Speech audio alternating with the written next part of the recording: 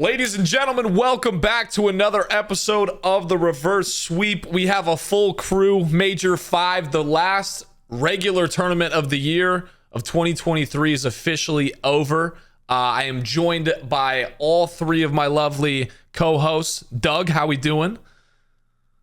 Doing well. I got my protege next to me, Eric, Snoopy. I'm 28 and he's 18. This is my teammate. Say hi. There we go. There we go. Chris, how are we? I'm good. Can't complain. Had a great weekend. Lots to talk about. And Pat. Unfortunately, terrible, James. Unfortunately, listen. Pat's prophecy did not come true. He officially was wrong about Major 5. How you feeling, Pat? I was wrong for the first time ever, James, about the major winner. I'm upset. First time in his life. FaZe easily had this in the bag. They would have had me 4 for 4, and then they just wanted to throw away the LSCLO S&D. So I'm heartbroken. Well, I'm not going to lie. I was praying on your downfall. As for this episode, we have a jam-packed episode. We're going to cover some of the stuff from Major 5. We're going to then hop into our Champs bracket because this will be our last episode before Champs. And then we'll end with some community and quick fire questions. But why don't we just start out with the grand final? FaZe Subliners. I don't think it's not the grand final that we had predicted, but holy shit, did we get a banger grand final. Who wants to kick it off? Doug?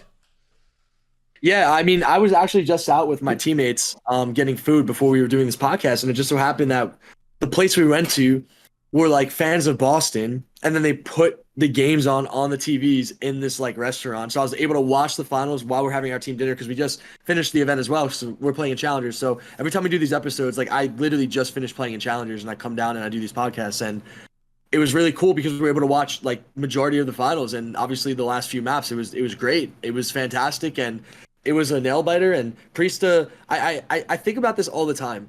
I haven't seen many players like Priestahh go 3-19 in a grand final, but whenever I see that happen to a player in a grand final, they always win the grand final. Like, it doesn't happen that often, but that was like the first thing I saw, and then I watched all the rest of the maps after that, and they were in their bag, and it really came down to the wire, and it really was a close series. So I was like extremely thrilled to just see some really good competitive Call of Duty overall. Yeah, definitely. Final was incredible. I think this is the first grand final that we've had this entire year that went down to the final map. And it went down to a Mercado, and you as a competitor, Doug, you definitely know those Mercados are fucking hell. No, I take them all day long. Put me on Mercado. I love it. They are very mixy maps, but New York Subliners, they dominated the search and destroys. But honestly, to Pat's word, FaZe choked really hard. I think they probably closed that out 4-2 if that S&D just goes their way. I think they were up 5-2 in the grand final in the search on a CeeLo, and they ended up came back on and getting 2v4'd to push it to a round 11, I believe, or something like that. Yeah, and I mean, for me, I think this final, but I would argue this is probably the best grand final that we've seen all year long. For how close it was the first one that went the distance. Funny enough, the last 4 grand finals just ended on a CeeLo control. And it looked like that was going to happen again, and probably should have happened if FaZe didn't choke, but finally got a game 7. And I think, all the games were so close, and it was such a gritty series overall. And for me, it was just like, how the hell did HyDra pull that off? Dude, he fried every map. He had the best stats of the entire event. I think, well, prior to that, I think FaZe did. I think FaZe was dropping a consistent 1.2 or more for every player on their team, damn near every series. But Paco was nothing short of amazing. He obviously got the MVP. He dropped a 1.2 something in the grand finals over the course of 7 maps, which is impressive as fuck.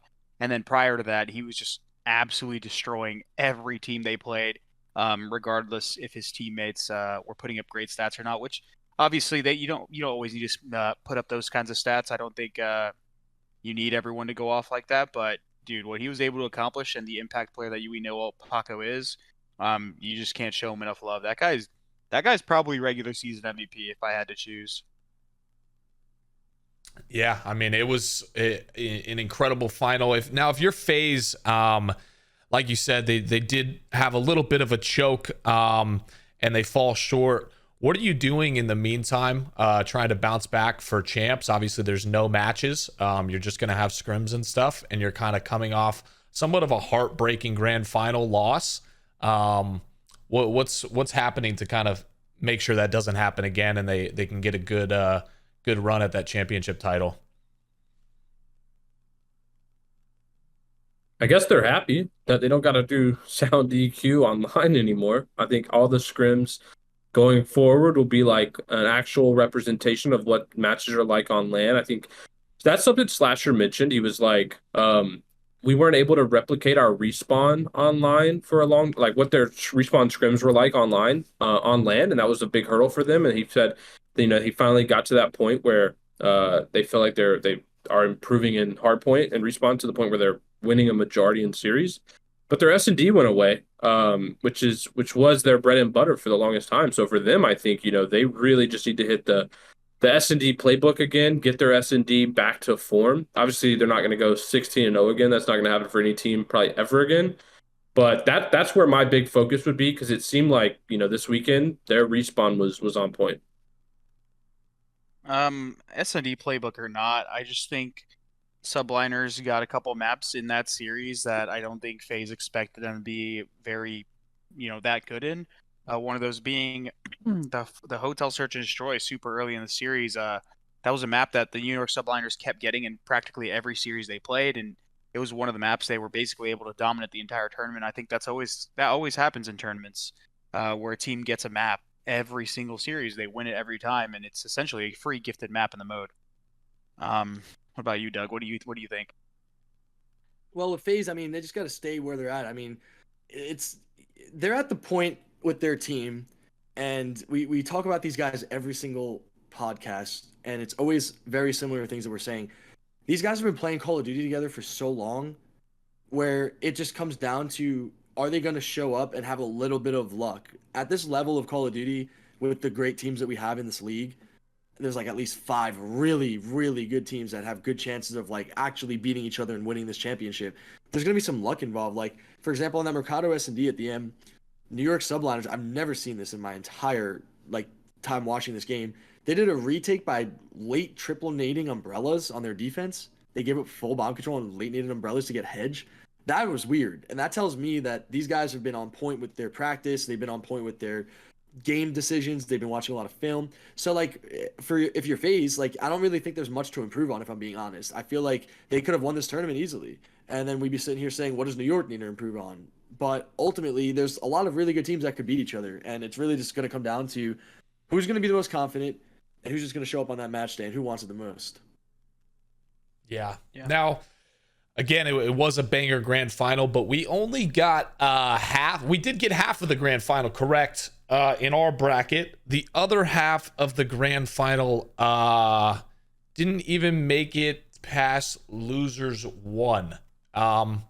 And Chris, I'll maybe start with you on this one because we both kind of had OpTic taking the tournament. I don't even know what the question is to ask here. What do you do if you're OpTic in this situation? Obviously, an extremely, extremely underwhelming performance. First tournament with, I guess, they have Karma as the coach. I believe he said that he hasn't really done anything yet.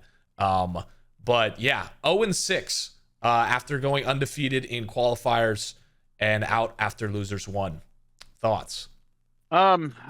Listen, I think everyone is, I guess, overreacting. I think everyone is looking for reasons for these sort of performances. I think everyone goes to Reddit or goes to Twitter or even goes to the Twitch chats that are like, this is the problem, this is the problem, and this is the problem. When in reality, I mean, you go 0-3, 0-3, nothing was going right for you. You had nothing to show for it, especially when there was no signs of that potentially happening at a tournament for a team. They just came out, they played with their feet. They went 5-0 back-to-back stages. Obviously, some people will be like onliners, but they also got second at 2 of the events. So clearly, clearly they can compete. Then they showed up here. They just played complete dog shit COD. They probably underestimated their opponents in Florida. And Florida obviously made improvements. They showed up to play. That was their last tournament, right? So they had a lot more to play for, I think. And then who'd they lose to after? It was Thieves. These guys Yeah. always struggle versus the Thieves, and they just couldn't catch any momentum.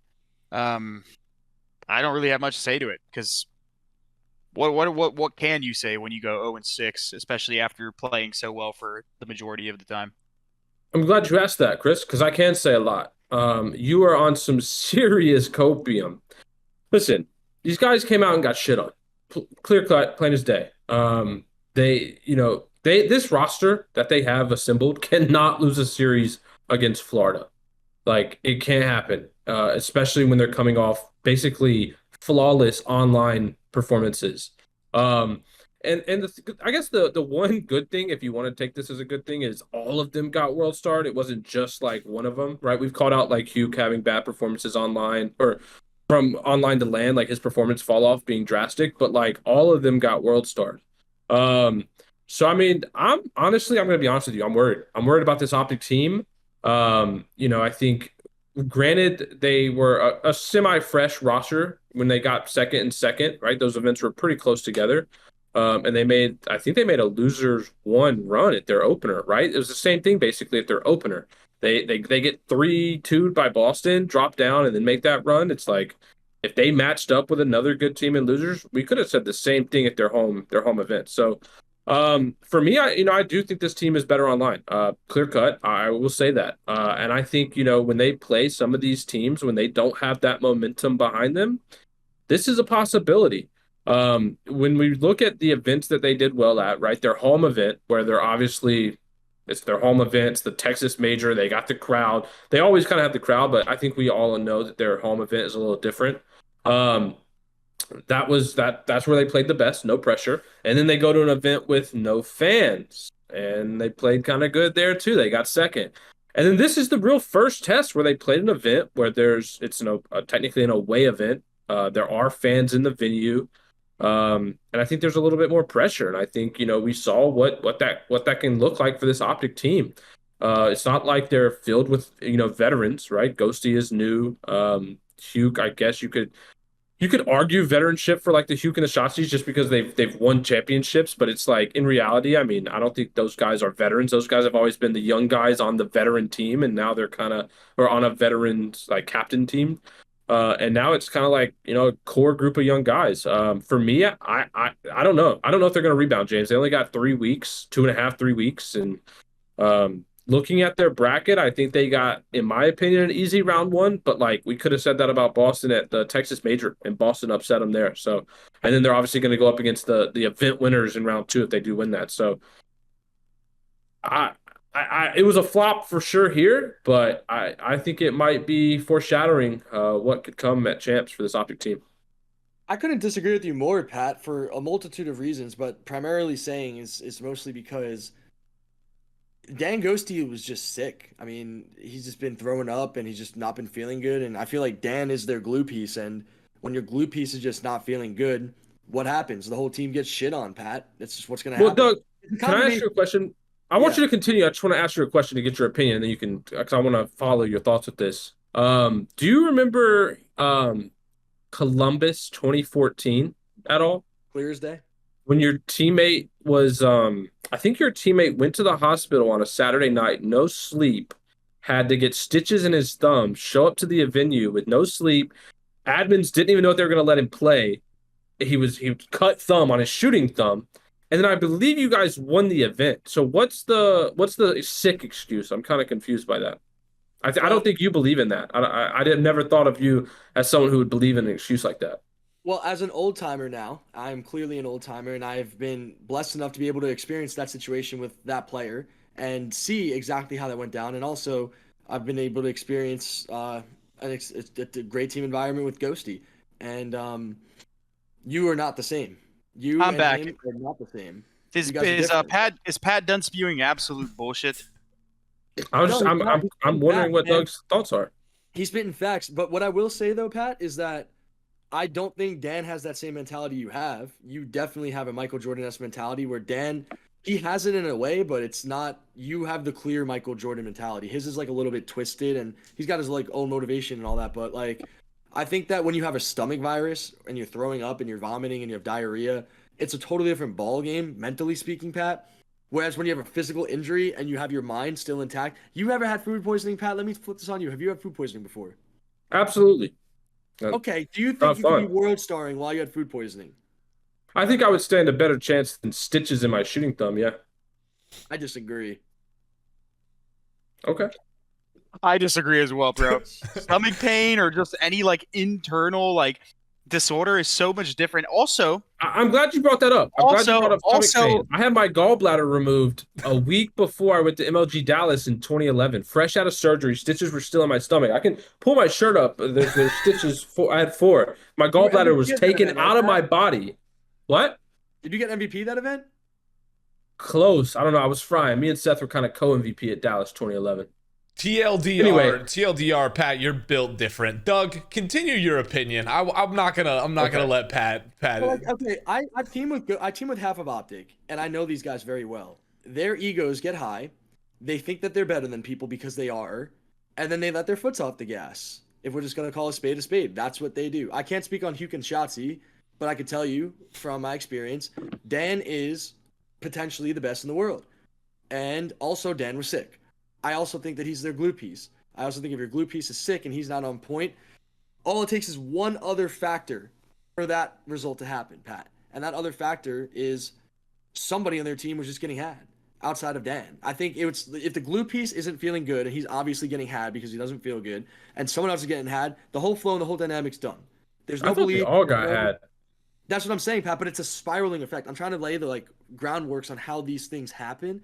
But with this all being said, Pat, I also remember winning an event with you with stitches in your hand, and then about 3 to 4 weeks later, your hand was healing up and it was pretty good, and you were all set, ready to go, and ready to play well at the next event, and you didn't, and we got top 16, but you won 3 weeks before with the stitches. So, my point being, Pat, is the mental. I didn't make an excuse, is what I'm saying.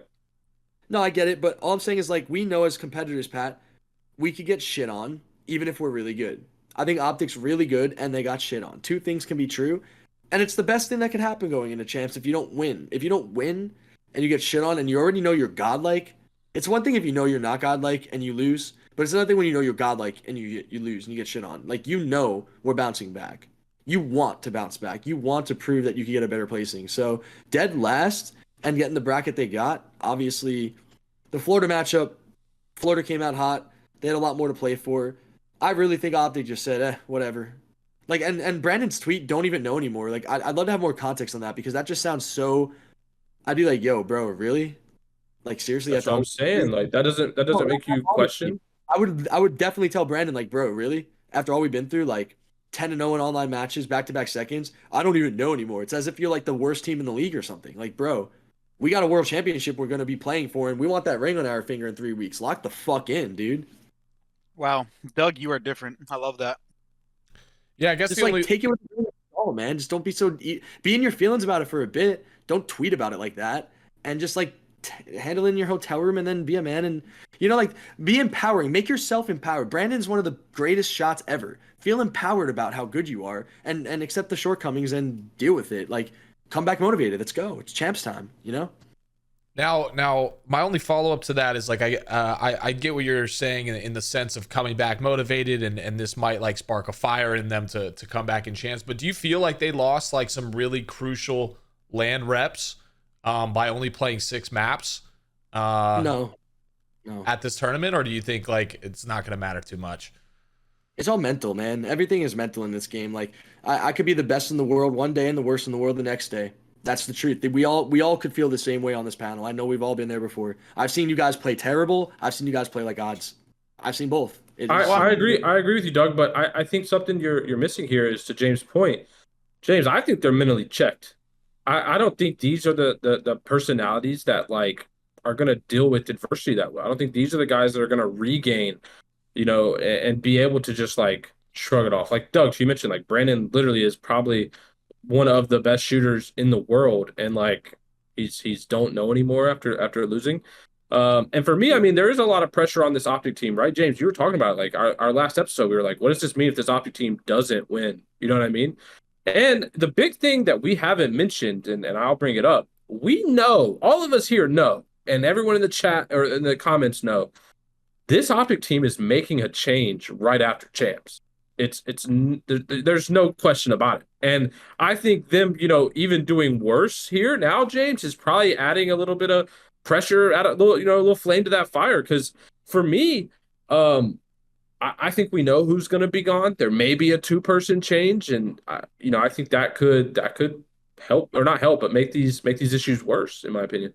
Well, here's my probably thing. the worst. Chris, I'm sorry. I have to say something real quick. Go ahead. This whole OpTic pred thing to me is so cheesy. Like, can we get a grip, bro? Seriously, like, dude, here's my thing. I hate this thought, Pat, and I agree with you too, by the way. You're right. I agree with you because there's this like weird thing with certain personalities on teams whenever they mesh together, they just don't want to like buy into each other, or like, you know what I mean? Like, I don't know. They just, like, dude, you got something great, and in CDL, I'm dying to get back in. I want that spot, man.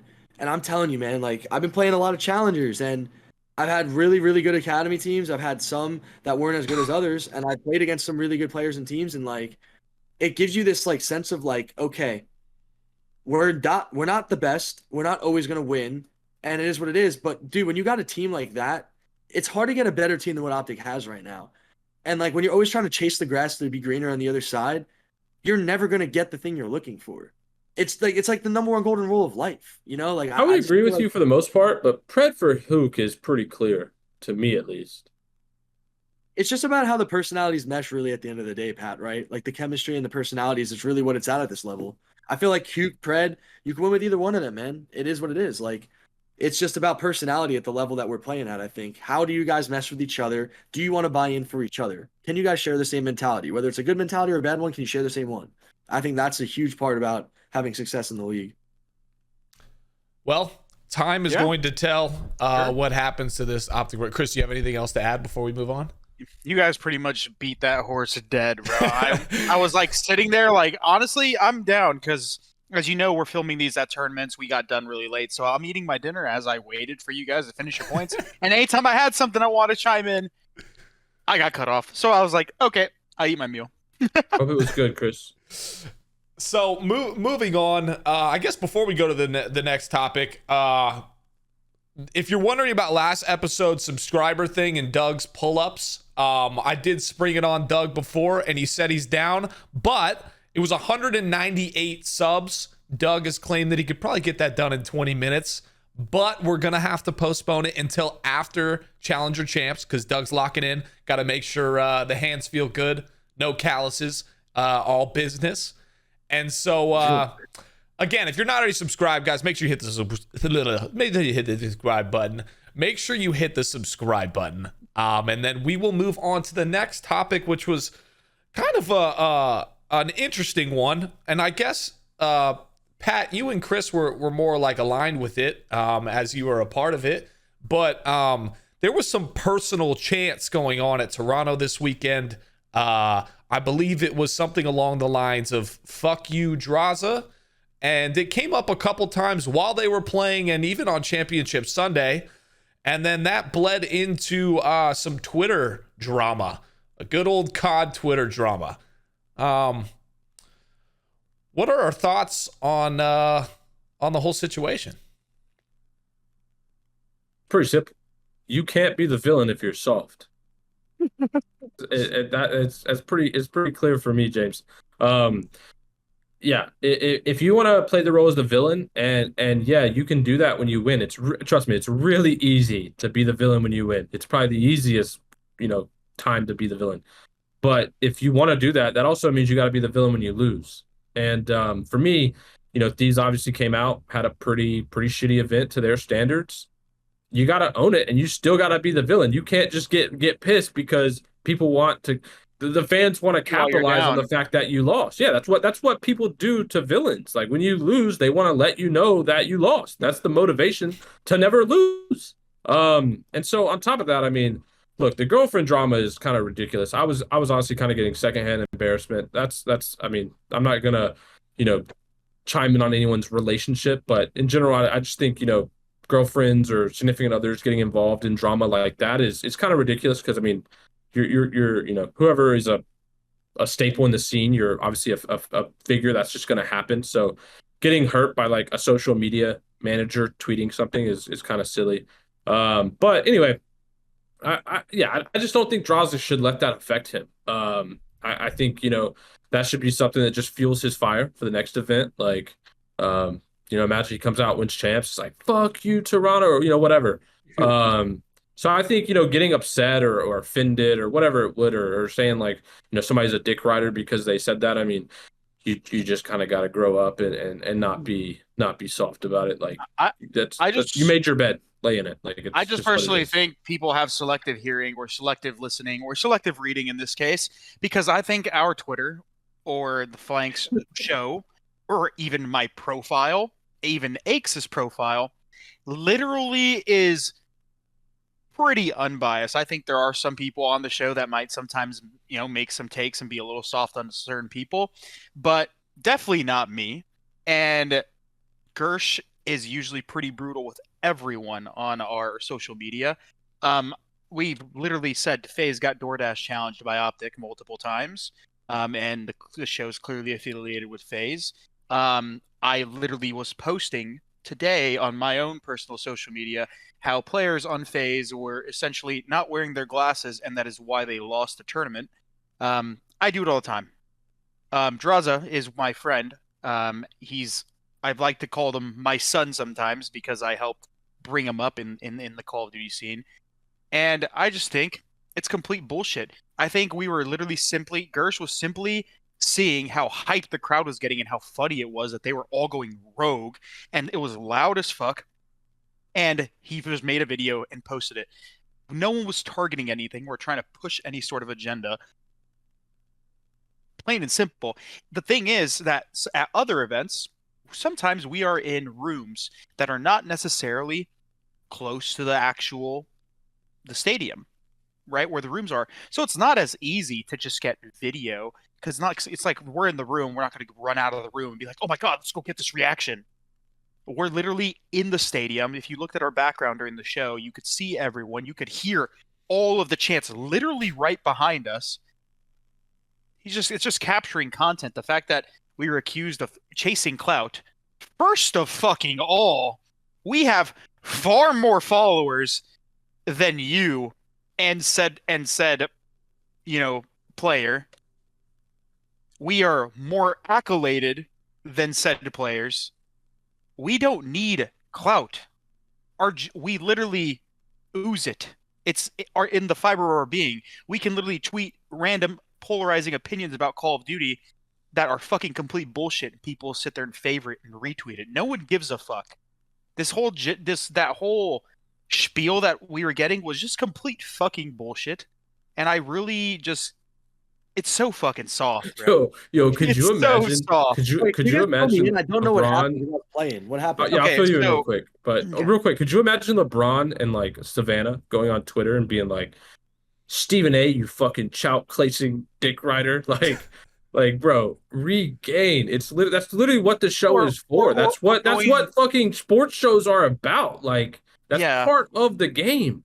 Regain. Like if you're getting, and this goes for any player, any significant other of a player, anything. If anybody is getting offended by a talk show in a way of people just like memeing and making content, if you're like genuinely getting offended by something like that, it's time to take a break, go on a walk, get off Twitter. Yeah, get off Twitter, take some deep breaths. None of it's that serious. It's literally content for a show. You remember that Tyler the Creator tweet, the one that was super popular way back in the day? It was how do you get cyberbullied? Close your eyes, turn off the computer, blah blah blah blah blah. It's the same thing, bro. Like it's literally our job to make polarizing opinions, produce content, and show what is happening in the scene. And I think it's important to mention too that like Call of Duty is such a unique esport. Well, esports in general are just so separate from regular sports in the same sense that like when certain players like in the post-game interviews, like we have the Crim6 interviews and Scrappy saying pissed on and all this stuff, like you don't really see that in traditional sports in the same way that you don't see like traditional sports people like flipping off the crowd and doing stuff like that, but like it is in COD esports, and there's nothing But the wrong with comparison that. to make is the WWE. Yeah. Could you imagine like Kane when he was a villain in the WWE, like getting upset by the crowd giving him a villain reaction? Yeah. Could you imagine that? Like, bro, it's the same shit. Like, you're literally playing a villain. Like, if you're flicking off the crowd and talking shit in interviews and talking shit to other players and making your thing like, what's the thing he used to say in Cold War? Like, Fuck it then. what was it? He would always say like "fuck it then." Or yeah, whatever. Like when he made his whole thing about just shitting on people, like that's part of your personality now. It's part of your image as a player. It's part of your team's brand.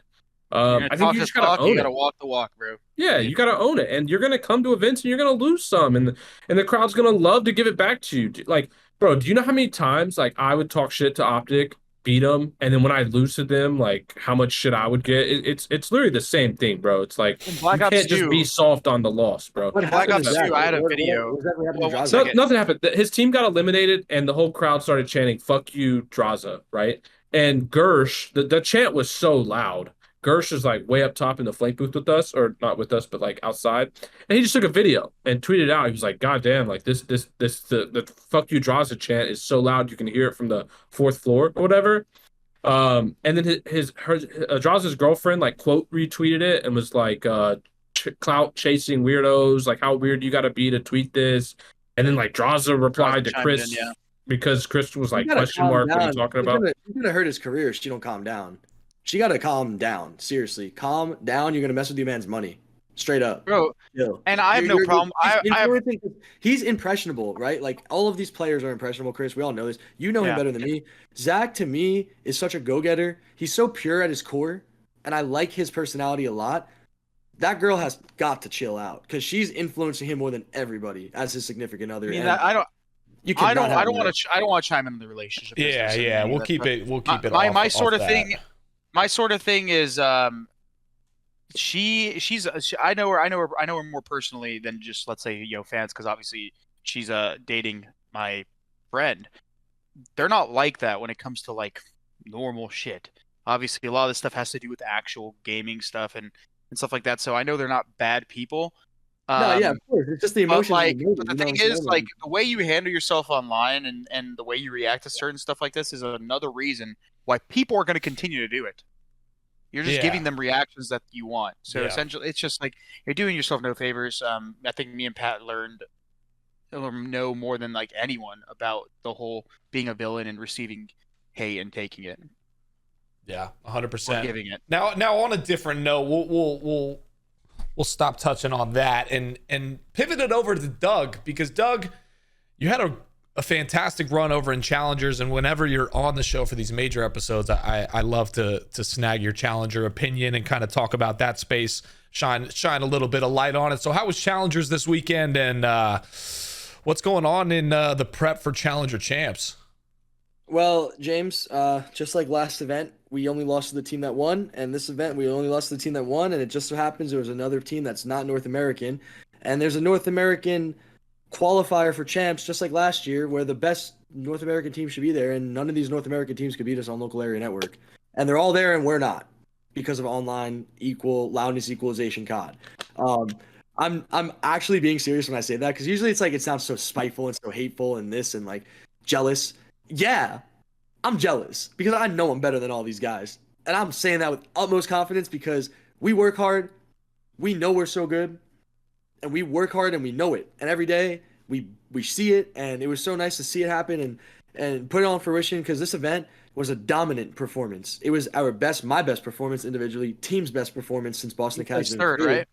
It was third, but we only lost to a Woba Bobs, and no other team could shoot back, it felt like. Like, it was like on Sunday today, first map, Mercado Hardpoint, we're down like 248 to like 160. I pop a 12-1 kill streak, go absolutely berserk versus Harry and Denza and those guys. We won by 2 points. I didn't even say a word because I knew I was going to do it. Next map, Hotel S&D, I got a 1v3 to start the map off. After that, everyone just went crazy. Map 3, it felt like they couldn't shoot back. I was like, this is what it feels like to be that team. And I haven't had this feeling since you guys in a while back. So it's been the reason I'm so open. It's not coming from arrogance, guys. It's coming from a sense of, guys, I've been around for a long time and I've been fighting for a long time. And everyone's told me I've not been good enough for a long ass time. And I never quit. And now I know we're the best. Even though we got third, we're not the best. Wobobs, the French. In North America, we are. And I can say that with confidence because I've been through the gutter. And I've been in bad situations. And I've had to work hard. And we've worked really, really hard. And I know if we do win this LCQ, I don't like doing this whole guarantee this, guarantee that. And I'm not going to guarantee nothing. All I'm going to say is that if we win this LCQ, it's going to be really hard to take us down because we all understand how important this is. And it's just really, really gratifying, James, to just be honest. Like, I'm just being so honest, guys. Like, it's just so gratifying to know. Dude, I clutched a 1v4 against Steve-O. Like, Vortex, they're top players. Like, I 1v4 them, Chris. Like, I felt all this hate and all this, like, negativity and you're not good enough, you can't do it. Everyone in the world because your stats are this and that. Dude, I've been saying it for years. I'm like, I could drop 0.8s against all these guys because they don't play the game the right way. And I'm genuinely feeling it. And now I'm fully comfortable in my AR and I'm like, I know it. Like, you know the feeling, guys. So it's so gratifying to feel it, man, because I've been through hell. And it just feels so good to be, like, able to make this reality and, like, get closer to my dream and get all of our guys closer, too. Hell yeah. I'll be honest, Doug, I would have rather have saw you guys play than the Boston the Breach. No comment, Doug. One thing that I wanted to ask, just talking about the Challengers Elite and online and that whole stuff. I think so usually in the Pro League, I think the impact of online and LAN is completely different. You guys play or the Pro League plays on servers. And people obviously have all the best equipment, equalized equipment. Challengers is a wild, wild west. Not only are people using band settings, people used to tune, people used to obviously play on hosts that were not very fair or favorable. Some people can't afford to have good equipment compared to the actual fairness of LAN. And then obviously the loudness equalization that people use online that even the pros did can really go unmonitored. One easy, just complete easiest example, and it's not just because I'm trying to throw hate, is I'm fairly sure the team at the last two major LANs, the one in Dallas and the one here, the team that won the Challengers Elite prior to those events did not place within, I want to say, maybe the top 8. They both got top 12 on LAN, but they won the Challenger Elite both times. Yes. Wait, both times they got top 12? The both teams back to back that won these last two elites. Not the back-to-back, but the one going into Dallas and then the one going to this event. It's got first online and 12th on LAN. Top 12. Yeah. So that's what I didn't want to tell me who they are. I didn't want to confirm it. Mohawk, Proloot, Spartan, Neptune, and the other one was Proloot, Johnny, Dave, Patty, and Proloot. Proloot, Johnny, Dave, Patty, and Yuli. And Yuli, yeah. So yeah, just to put it into perspective, the teams that win Challengers Elite and not only win it once, but win it multiple times back to back, it damn near means nothing. Online Call of Duty is, especially in Challengers, has been really bad this year, and that comes from experience, obviously. Are you guys at least playing no EQ and stuff on LAN? Hold on. No, one at a time. Online. Sorry, guys, I'm just we're good. The LCQ's online, Pat. No. I meant like on LAN and Challengers. Are you guys at least using no sound EQ and stuff like that? No sound EQ, all online, fair shit. No sound EQ. Okay, yeah, that's what I was wondering. Yeah. So completely different landscape, just so some of the viewers or listeners at home just can actually get a grand understanding of it. Now, did they play grand finals on main stage for Challengers? I thought they talked about doing that, but was it just the presentation of the trophy? That they I think that was about champs. So champs will be on main stage. Okay. Yeah. But they did take all the wobble bops. Yeah, they showed. Shift gave them love on the main stage in front of the crowd. Yeah, love that. Now speaking of champs, it's time. Champs bracket. We've yet to have a perfect bracket so far this year because you guys won't listen. Pat, you were still wrong about this last one. Let me just remind you. Wait, before we get into this, can I actually and the people who are really good of hearing of the last episode, James, you're gonna remember this. I did call a specific team to drop into losers round 1 and have an absolute dominance run all the way to the finals and win it. It just so happened I picked the wrong team for that to happen to. But New York did drop in round 1 losers, go basically undefeated except for Toronto. get into the finals and then win. So I just, I may have got the team wrong, but as far as the bracket goes, James, I think I called how the bracket would kind of look. Different script. What would happen. That was a long-winded way of saying I didn't guess correctly. It's, it was close. Yeah. I mean, Sure. it was close. It was a little bit. So let's see. We have our 4 initial matchups before teams will knock down to losers bracket, double elimination bracket. This will be our first bracket episode with Doug, so I'm going to be completely removed from this one. You won't have to worry about any of my opinions, and so it'll only be up to them. So majority's going to win, and we'll figure out what the perfect bracket is. We're going to start at match 1, FaZe versus Seattle Surge. I think this is a unanimous FaZe. I don't really see a world where Surge win, especially how dog shit they've been looking. I argue they don't even deserve to go to champs with how badly they've been performing the last couple majors and splits, which is kind of insane for me to say because they have one of the top 5 players in the world on their team that people obviously herald as one of the best, Mr. Pred. Like, how? I don't know. Yeah, I there's no shot Surge win this.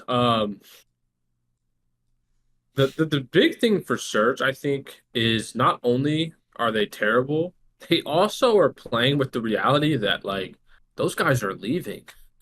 like they are so checked at this point, in my opinion. I wouldn't be surprised if they just washed out of this event. They shouldn't even have qualified realistically. They were horrible here. I was hoping that Vegas was able to take their spot.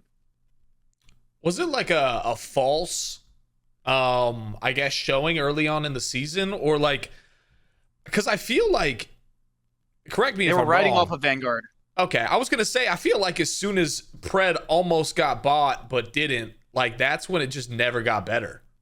Yeah, well, that's because they were still obviously every single player on their team was still fighting to make this the best situation they could, and then once somebody on their team had a realization that they could and they almost got better, it just affects everyone. They can say they can say it doesn't all they want, but it always will, because he wanted to leave. That means he don't believe in yo ass. He thinks there's better players out there. Not only does he think there's better players out there, you're playing against those players. And when things are just not going well, it's just going to keep getting worse and worse. I know that some people have different mentalities and maybe some people can overcome it, but simply put, they could not. Also, they refused to acknowledge their weaknesses as a team. The entire season, they kept auto-vetoing the same shit. They kept playing the same maps versus the same people. The only thing that they got better at was search. They got more competitive at it, but at the end of the day, more competitive isn't dominant. And every single team that is good in the CDL and has the capability to win events has dominance at one thing at one point in time. Seattle didn't have shit at later in the season. It's shocked. Seattle 3-0. Imagine, it could happen in this game, right? It could happen. Well, it could. We'd be surprised, but it could happen. We're usually, with the betting odds. Yeah, I agree. I mean, you guys have both been on point this year. Every single, it's very impressive, especially you, Pat. I don't think Surge could win this, no matter what. What if Gwyn comes in and just if Gwyn comes in and their team changes and all of a sudden they just randomly could improve, who knows? But I don't think that if their current roster right now is not winning. Are you guys surprised that they didn't make try more things out roster wise throughout this season? Surprise doesn't even begin to explain it. I am dumbfounded, surprised, bamboozled, led astray, hoodwinked. Yeah, this was such a clear. This was such a clear they needed a change for so long. So yeah, I am mind blown. So just like that, I guess it's unanimous. FaZe moves on to round 2 and winners. Surge gets knocked down. Our next matchup gonna be a hefty winners round 1 matchup with Toronto Ultra and LA Thieves right off the rip. I got Ultra. Ultra. Yeah. Wow. Ultra played them this event, and also record-wise, I think Ultra usually wins this matchup.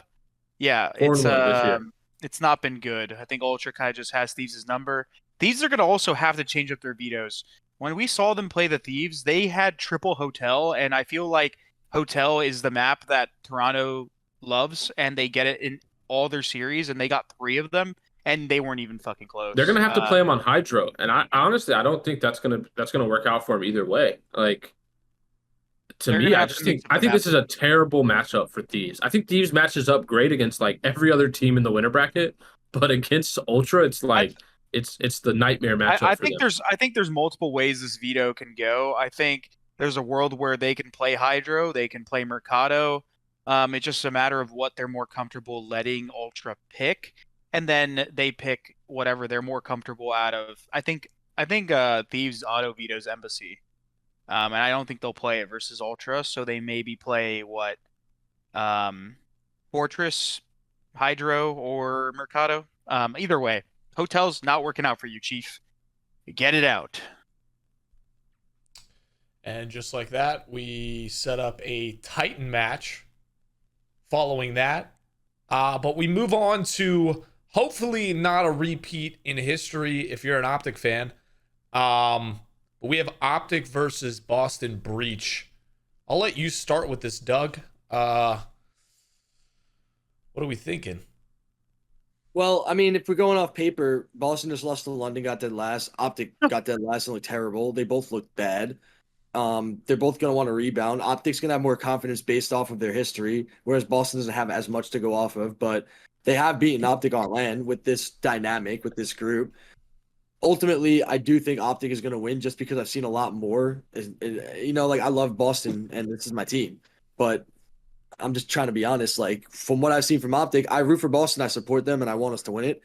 It's not going to be easy though, because OpTic has been easily, outside of this major, the most consistent team in Call of Duty online and LAN for the past, ever since Dan Ghosty got picked up, right? So we have to give them their respect that they deserve. So it won't be easy, but I think FaZe is probably the most consistent in the last 3 months. Yeah, they still got third, and second. Well, I just mean like overall with online and how dominant the online was. So maybe, Thieves, but OpTic is right up there as well. So you just got to give them their credit. But I'd love to see Boston win, but I do have OpTic. I got OpTic. Just listen, as much as their stage was dog shit, they didn't lose to London. So listen, Breach, I don't know what the hell you got to do. I think I said this on the flank before. They just got to go back with the original roster that plays fourth. As much as I think Kremp is a great player, they brought him in out of the blue, and they brought him in to solve the problems that Reese, was basically having with the team. It wasn't for the problems that Nero had with the team. So what the fuck is the point of replacing Nero, especially when you had more success with Nero? You beat Toronto with Nero in your last league match with Reese, and then you dropped them. Well, James, not that it matters, but I actually got Boston Breach winning this one. I think they're going to come out hot. Look, I think they're going to put Nero in, and I think they're going to put him in for Beans. And I think they're gonna just roll the dice, have Awakening run main AR, and they're going to have Beans. Or not Beans go to the bench. Nero, Vivid, and Crimp. Yeah, and one of them will run flex. Crimp could run flex for all I care. And they're gonna upset OpTic Texas day 1 at Call of Duty Champs. And I'm gonna have a smile on my face. I'm gonna message our group chat and be like, "I told you guys." What if they don't sub in? What if they don't sub in anyone? They keep the same team. They're getting shit on. They're not winning a map here. But if they make the sub, I think they'll do good. Okay. Well, either way, we got OpTic moving forward because me and Doug out. OpTic moves forward, a Breach moves down, and then we have the defending champion New York Subliners versus the top 4 Minnesota Rocker? Top 3. Blessed top bracket. Top 3. Bracket Merchants Rocker. Listen, this team is not top 3. They played Florida and Boston and struggled against Boston. So they didn't win a map after that.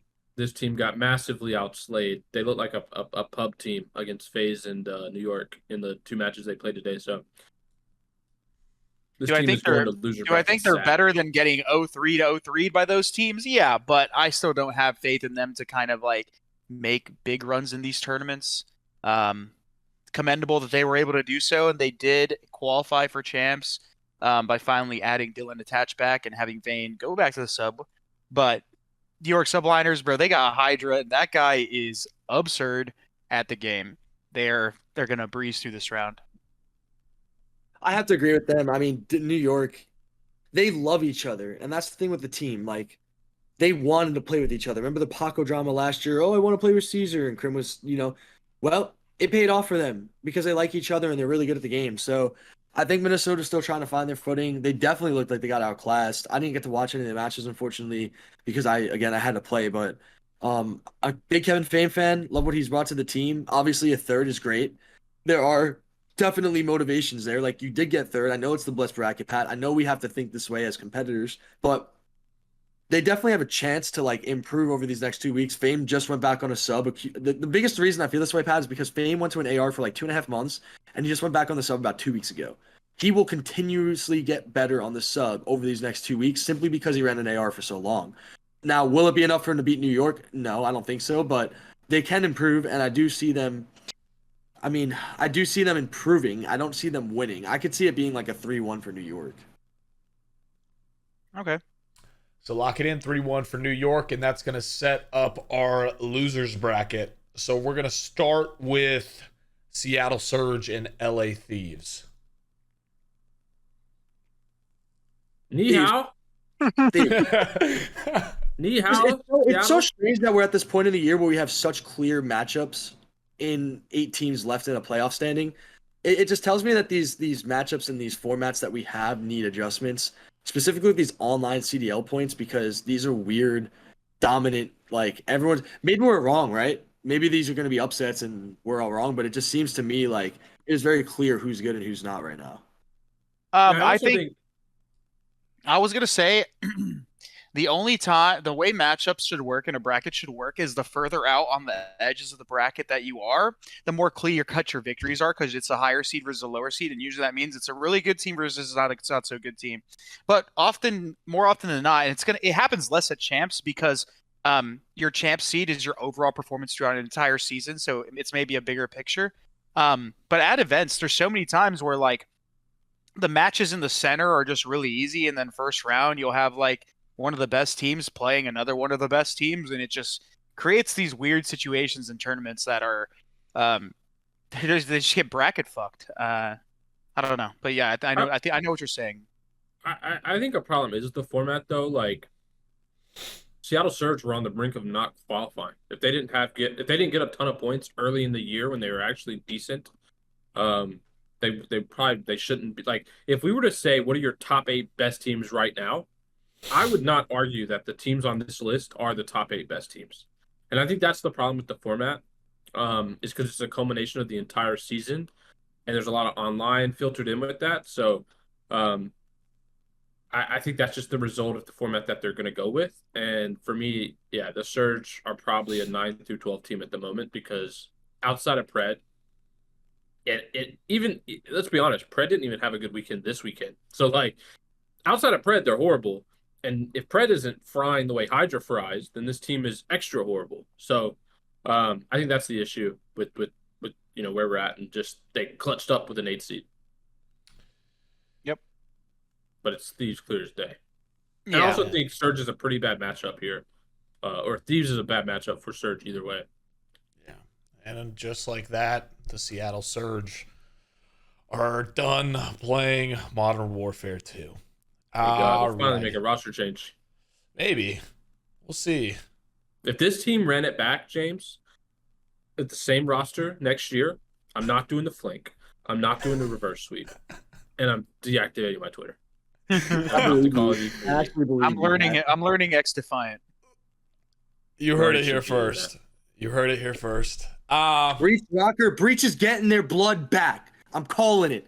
Boston, lock it in. Round 11, game 5, they're getting their reverse.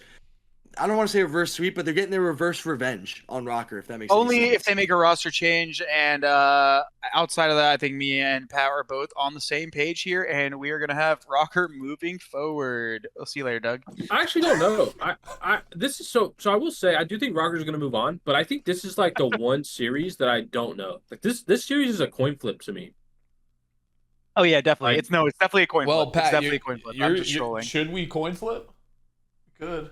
I'm hyper coping on the coin flip. fact of, I'm just hyper coping on the fact that I think Nero should be on the team, and this is what pisses me off the most. And I get it, teams need to make changes. I just don't think Nero was that problem. I think whenever that Boston team back in the day with Zinni and at that major with Beans was doing well in tournaments, Nero was like going insane in like a search, dropping like hella kills, popping off. Yeah, he might have had some stinkers, but we even talked about on the flank a lot. Nero was finding consistency and he was hitting form. And I get it. They need to make changes and they maybe just tried to invest into Kremp and Beans a little too much. But dude, bring Nero back. Unless there's like some sort of issue here where like it's very personal. I think the original team with Beans just needs to return. If they want something that is already at least somewhat proven, if they want to take further risks going into champs, I don't know what to say. I disagree. I think the solution to the Boston breach is Mr. Snoopy. Doug? They can't. He's not a sub, so they couldn't even add him. But he would solve all their problems. Doug, thoughts? I want to protect Eric, so I would definitely love, obviously, for my academy guys to play at the World Championship. But there's a lot of things that I feel, especially for him and at this point in his life, like I don't know. I just don't want to put that pressure on him so soon. He is one of the most talented players I've ever seen in my life, no doubt. But again, like he really, Pat, like you don't understand genuinely how young he is for an 18-year-old. He really is a young 18-year-old. He's not like us when we're 18. It's different. The culture in Mexico where he comes from, the way that they live their life, it's different for him. So it's like, dude, I think he's literally one of the best in the game, but it's like I don't want to put him on. Like he's gonna have such a long career, I think, Pat. You were this man's father, dude. That ass, It's but not worth it for him. Like he's gonna have so much time, and we just got a third, and he was so like just upset with himself because he knows his potential and he knows how good he could play, and he knows that like he just wants to be his best self all the time. And I just felt so bad for him, and I'm like, dude, like I just want to develop this guy, but ultimately, man, like the sky's the limit with Snoop. all right. Next, let's keep pushing. Invest in him here. All right, we'll move back up to the winners bracket. We have FaZe versus Toronto Ultra. Holy shit. I mean, this match already happened on LAN. FaZe, I think, has hit a form that Toronto cannot touch. I don't think Toronto has a very good record versus FaZe in general. If I like, you can't bet against FaZe anymore. Like, even if FaZe maybe chokes tournaments and has all this stuff, you kind of just always bet on them to win simply because how consistent they are. So you know they have the highest percentage of making the grand final and potentially winning it. So here you just have to go with FaZe, bro. You just have to. FaZe. I disagree. I think FaZe are dominant, but I do think the Ultra plays them very close. They Not played this them tournament. They played them pretty well here. Like it wasn't the dominant series that FaZe has against everyone else. Like they usually play them pretty close as well. For the most part of the season, I just feel that Toronto is going to kick up at this event. I think they've been very close. Aside from their win, like their matches are always very close. They show great potential, and all it takes, and we saw this with New York, is getting hot on the weekend. And I think Toronto's kind of. I think it's going to be their weekend, and if we get a big weekend out of Hixie, especially, I think Scrappy and Kleenex are going to come to play. So if we can get a big weekend out of Hixie, I got them going far, but I actually have them upsetting FaZe and winning round 2. Okay, so you can have them getting hot in the lower bracket when they lose and they Yeah. end up Doug, what do you losing. think? Love FaZe right now. I really love where FaZe is at. Simp went through one of the weirdest like droughts for himself individually, where like he wasn't getting smoked, but he wasn't playing like the Simp that we've seen for years. And he's definitely back in that form, and his teammates are feeling it. And we know Austin, Pat. It's Champs time. It's Champs time. I'd love to chow him at Champs, personally speaking, SlasheR, because you know how he always talks about it. Oh, it's time to turn up. He does, though. Austin turns up. He turns up. So with him turning up, with Simp turning up, aBeZy's been. You say HyDra, Chris? Yeah, I could give you that, but if it's not HyDra, it's aBeZy. I mean, that guy's been in his bag all Also season Cellium. long. I think Cellium statistically Cellium- at least is always up there too. Yeah, I mean, it works. That's why they're so consistent, because Cell, it's not like with Scrappy, I feel like he makes more consistent, impactful winning plays than Cell does, but I think Cell's play style itself is the most consistent play style ever. And I think he's a huge reason for FaZe's consistency. And I think you got aBeZy's takeover ability, like that 2v3 on Mercado when Cell just looked over in Banana and aBeZy just did everything, right? Like that's why they're so good and consistent. I think FaZe is hitting form and Simp is going back to being the best player in the world. He's not there right now, but he's getting back to that point, and I think FaZe is going to win this. They're on point right now. All right. Yeah. James, so it looks like they're going dropping against me, so Yeah. I think, James, you should interject personally and give your opinion here. I'm afraid I probably would have had FaZe on this one. Does it flop here? Yeah, it should. Yeah, they'll play Rocker. Okay. Because there's no way they would play Thieves again. Like, that makes no sense. And then we have the defending champs versus OpTic Texas. See, Doug here's the says thing. OpTic. It's prior to this weekend, I'd say OpTic, but obviously with OpTic just like playing so shit at this tournament, you really don't know because this other team just played so good. If it was prior to this tournament, I would have said OpTic, but after this tournament, it's kind of hard to decide. I know Pat's gonna say he already had them losing to Breach, so he's gonna have them definitely losing to fucking New York. I'm unbiased. I'd go series by series. Okay, so what do you have OpTic here? No. Finish your statement, and then I'll pick the tiebreaker. But I am completely unbiased. I will go series by series objectively. Shit, dude, this is hard. You have OpTic, Doug? Yeah, Right? he did. He had OpTic instantly. Not even a second thought. I like all the improvements that New York made. I don't know if HyDra's going to play at that level consistently, though, so I'm going to go with OpTic. Two delusional men, James, is what we do this show with. This is actually going to be a HyDra masterclass. And the New York Subliners are going to 2-3-5 OpTic Texas. You're very precise with that, Pat. I see your vision.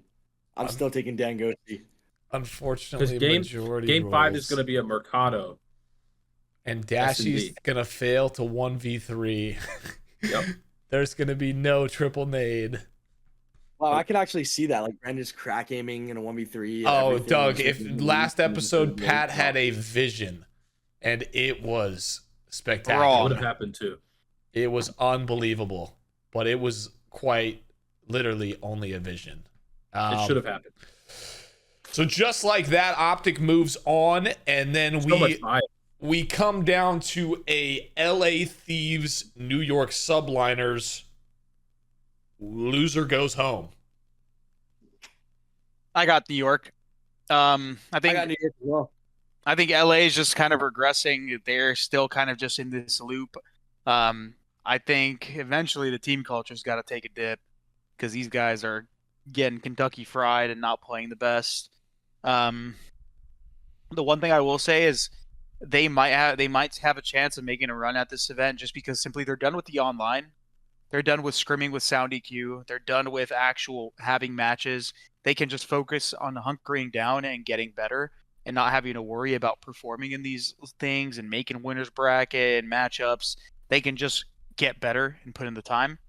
But, you know, with the form New York has been looking, these guys obviously have a potential season MVP on their team in HyDra. And, you know, no offense to Kenny and Envoy, I just think HyDra and Kismet as a sub duo right now, and the way they've been playing Modern Warfare 2, I just think they're better. They're way more consistent. And they figured out Search, which I think was one of their issues before. So I got New York moving on. This is a big issue I have with you guys. You're not being objective. LAT is a tough, LAT is a really tough matchup for New York. I don't think Why? HyDra can capitalize on other teams the way that he does against or I don't think he can capitalize against the Thieves the way he does against other teams. They play a very, much more team coherent Call of Duty than a lot of other teams. They play at a set pace. They don't give away freebies.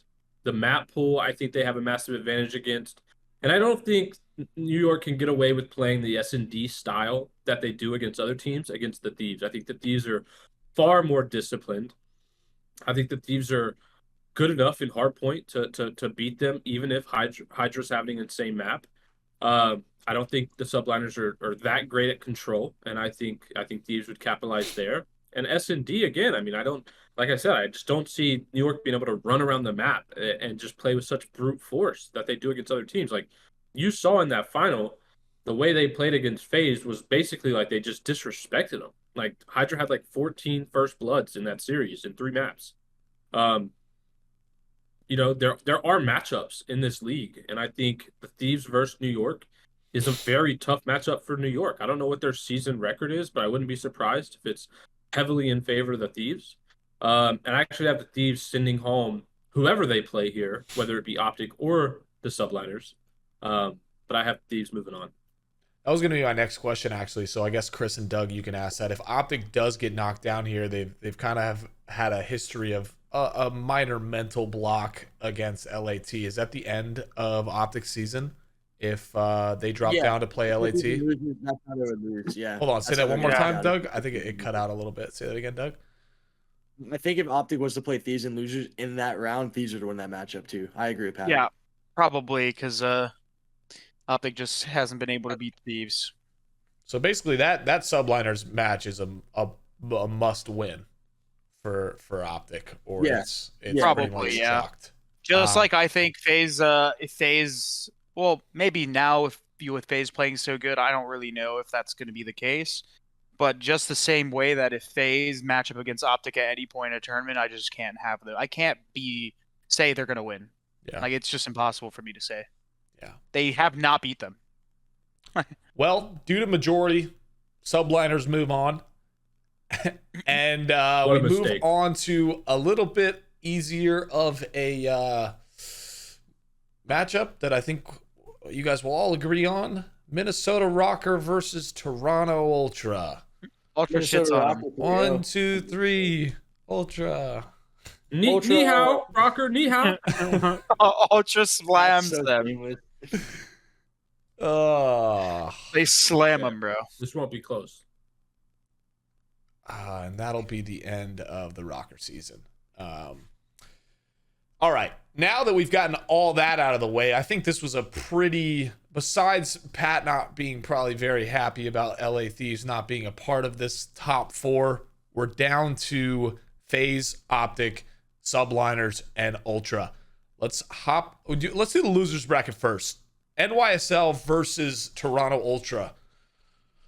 Toronto. I think regardless of all our Subliners winning, I think Toronto's just been a way more consistent team overall throughout the season. Toronto should have beat them here. I think Toronto should have beat them.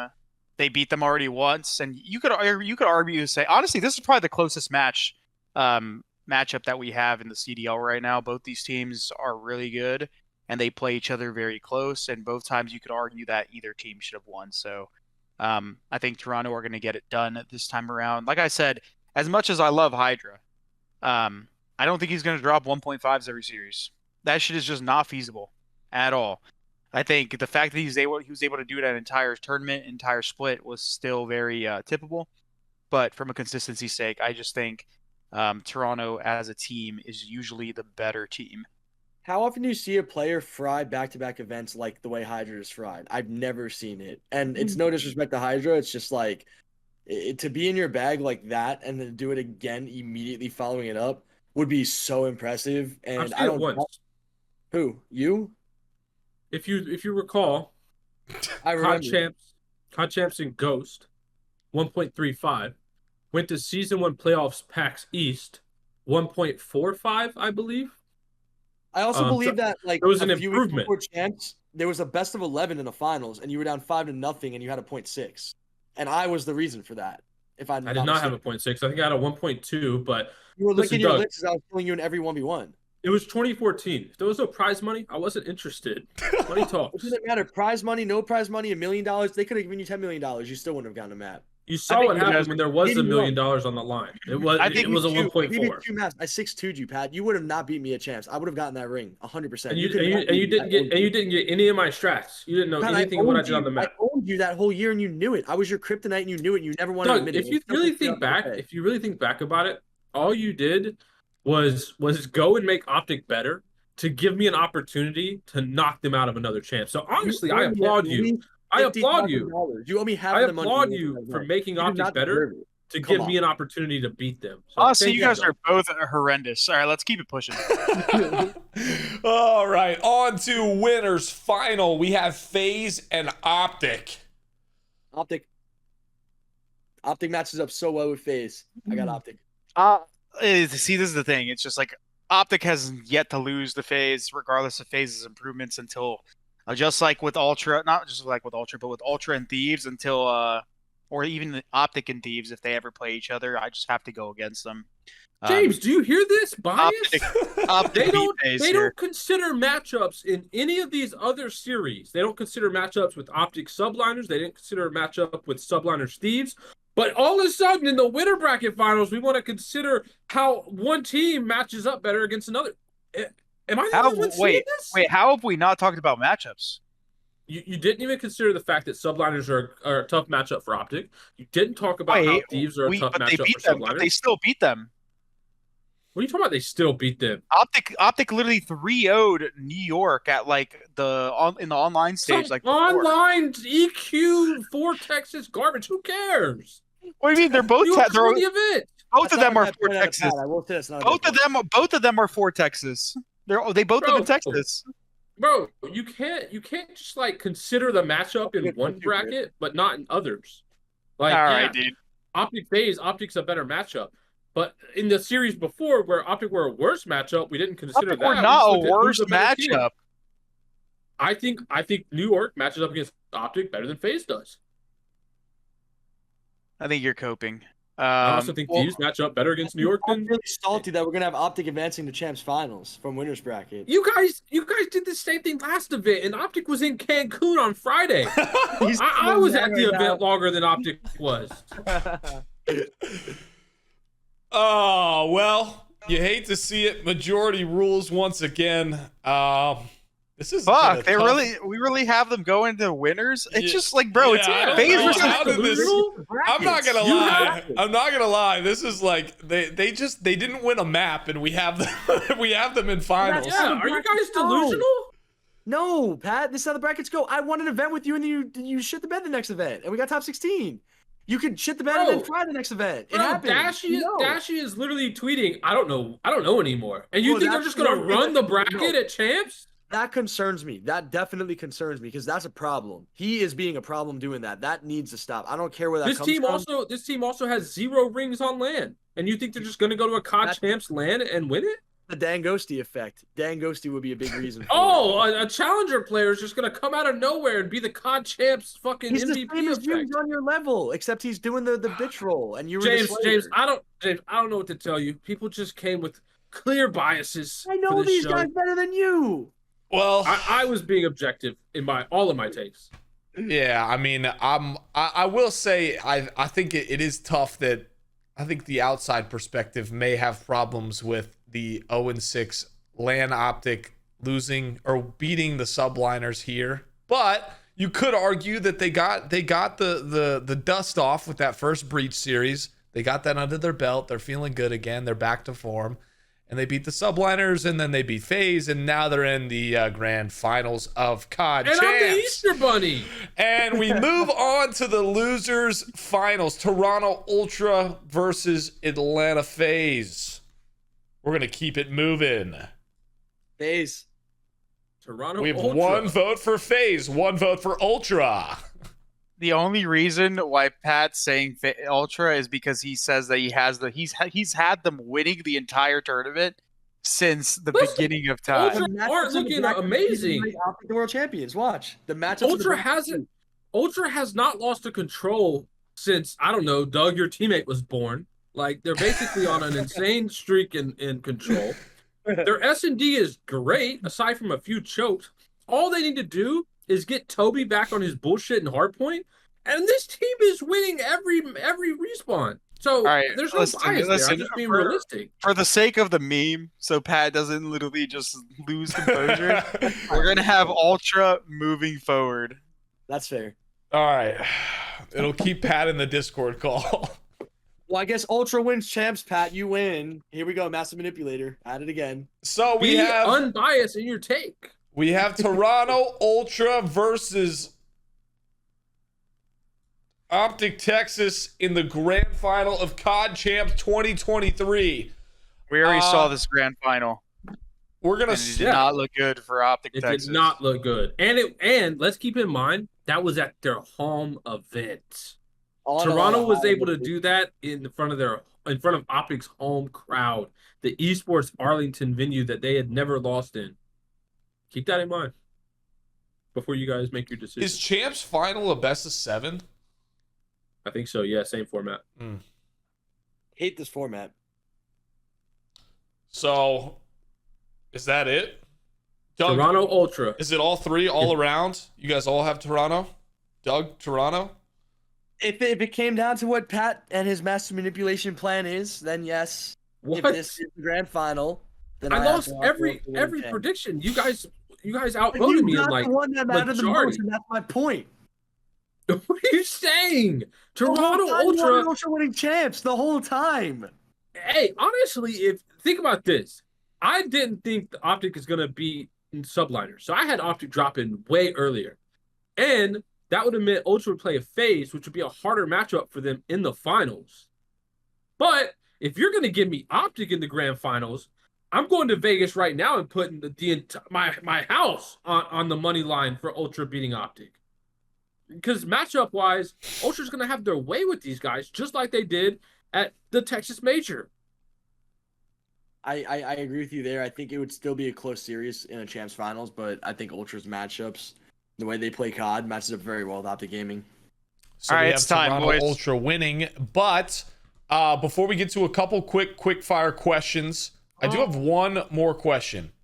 Obviously, OpTic announced that Karma was joining on to help coach at this point in the season, which is kind of interesting with there only being Major 5 and Champs now.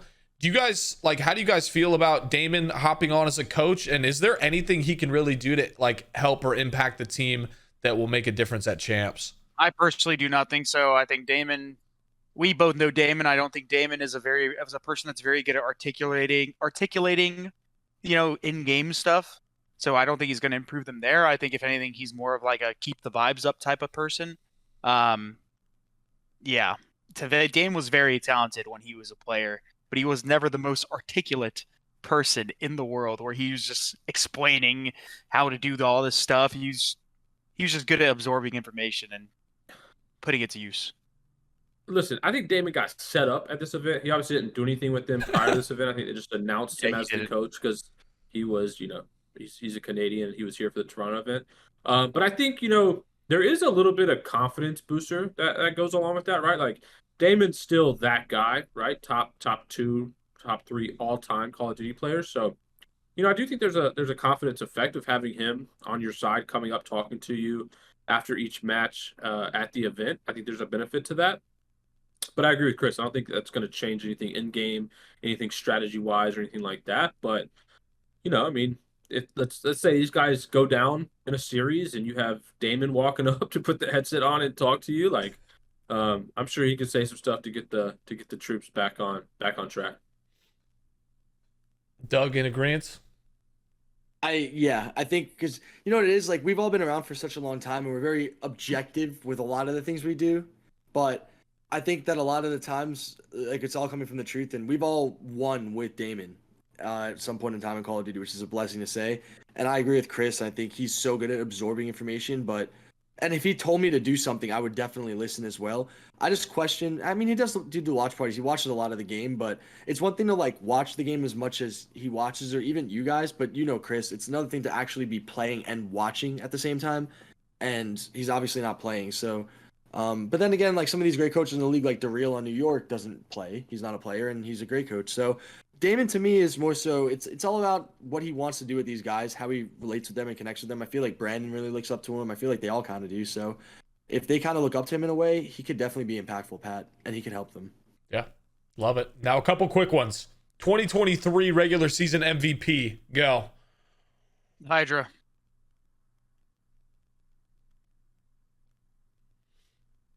I'm gonna give it to aBeZy for the 1v4 in S&D. For one play. I love it. No, because they were both so close. They both got MVPs and everything. Yeah. Like, I'm Simp gonna got go an MVP. Cellium. I'm gonna Okay. go Cellium. Three I think different he was answers. the epitome of consistency, and I think if I think Chris is gonna value winning, but I value the fact that they were able to stay top 3 basically the entire year, and he didn't have a bad performance, not once. I love it. Now, a 2023 Dark Horse Award in the sense that who came out this year and you were pleasantly surprised by how dominant they were or how New well York. they performed. Player team or wise, player. Oh, You can do both, I guess. New York can be one. New York but as a team. Priestahh. He wasn't dominant, but like compared to where he was a year ago to now, it's a huge upgrade. Kismet. Definitely Kismet. That guy was everything for that New York team at the beginning. And even now, he's amazing. He's really good. What do I have here? Clayster. Clay. Yeah, I Nice. thought Clay was gonna roll over and die. Not literally, but like Yeah. this year. Yeah. Rookie of the year. Scrappy. Scrappy. Scrappy, unanimously. And then final question, a little bit of a fun one. Unfortunately, we said goodbye to Florida, Vegas, London, and the Gorillas after this event.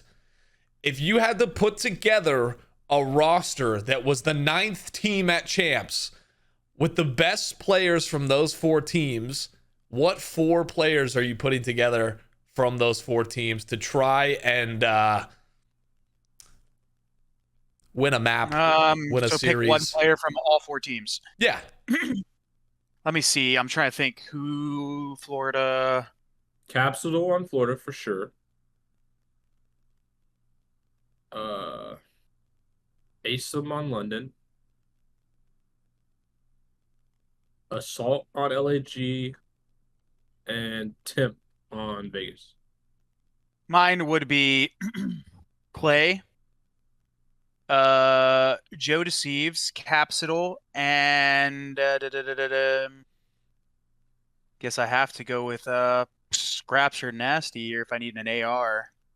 My team's having that team. Probably Nasty. Doug? I'm going Joe Deceives, Vickle, Assault. Yep, you have to pick one from each team. Yeah, this guy's going double LAG. Joe Deceives, Vickle. London You need an and AR. Vegas. You need an AR, so you need Donnie, Clay, Scraps, and Nasty. Oh man, Nasty. Good Lord, James. I'm eating these guys alive with my team. Your team's garbage, bro. Well, that will do it for today's episode. Guys, it was a second to last episode. Thank you all for watching. Shout out to all the audio listeners, YouTube people, all of the above. We will see you. And the next time we see you, we'll have crowned a champs winner. And Yes, sir. it probably won't be And Toronto Ultra. And it will be the 2023 Call of Duty Champions, Toronto Ultra. You're welcome. I've been saying it for a year. I hope you got your bookie called and you got your bet in because they are winning it all. And the prophecy will be true. And good luck to Doug for Challenger Champs. Oh, yeah, your Challenger champion, Boston Academy.